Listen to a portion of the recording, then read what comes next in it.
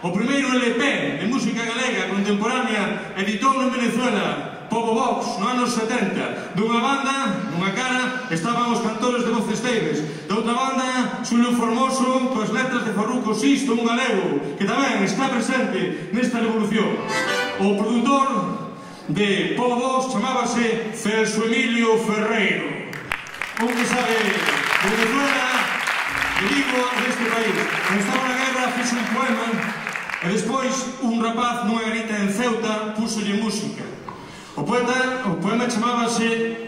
Primeiro digo como se chamaba o rapaz, que estaba na garita facendo a garda, lendo o libro que lle enviaron da terra, chamábase Xosé Luis Rivas Mini, e o poema chamase Irmãos.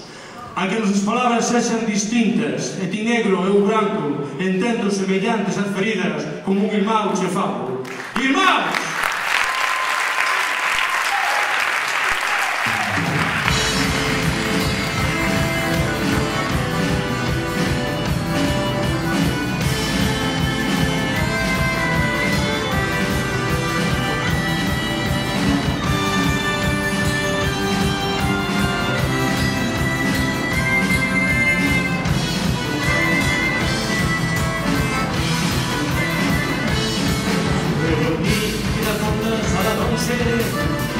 Mais salados de cerdos nos vales, mais salada sabana e das illas.